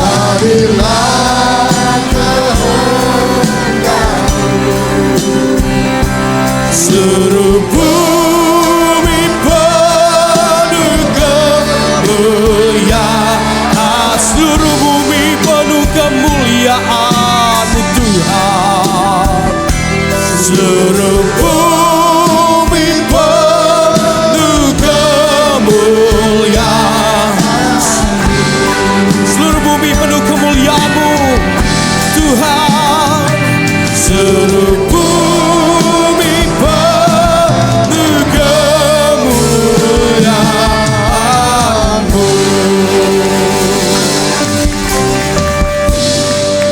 Bapak Ibu, saudara yang terkasih, sebelum kita menerima doa berkat, mari kita sama-sama berdoa, doa yang sudah diajarkan oleh Tuhan kita Yesus. Mari kita berdoa. Bapa kami yang ada di surga, dikuduskanlah nama-Mu, datanglah kerajaan-Mu, jadilah kehendak-Mu di bumi seperti di surga. Berikanlah kami pada hari ini makanan kami yang secukupnya, dan ampunilah kami akan kesalahan kami, seperti kami juga mengampuni orang yang bersalah kepada kami. Dan janganlah membawa kami ke dalam pencobaan, tetapi lepaskanlah kami daripada yang jahat. Karena Engkaulah yang punya kerajaan dan kuasa dan kemuliaan sampai selama-lamanya. Amin. Bapak Ibu, saudara yang kasih, ibadah perayaan Paskah kita sudah selesai, dan sebelum kita kembali ke tempat kita masing-masing, mari kita arahkan tangan dan hati kita untuk terima berkat Tuhan pada saat ini. Diberkatilah hidupmu, diberkatilah keluargamu, diberkatilah sekolah, kuliah, pekerjaan dan usahamu, diberkatilah pelayananmu. Apapun yang kau kerjakan dibuat berhasil oleh karena Tuhan dan bagi kemuliaan Tuhan. Anugerah yang melimpah dari Bapa di surga, kasih setia dari Tuhan kita Yesus Kristus, serta persekutuan yang manis, pertolongan, penghiburan, kekuatan, serta pimpinan dari Allah Roh Kudus, kiranya menyertai kita hari ini sampai Tuhan Yesus datang untuk kedua kalinya. Terimalah berkat ini dan jadilah berkat dimanapun kita berada. Semua yang percaya dan terima berkat, sama-sama kita katakan amin. Tuhan Yesus berkati. Selamat siang, selamat hari Minggu, selamat Paskah. Selamat Paskah untuk setiap kita. Tuhan berkati.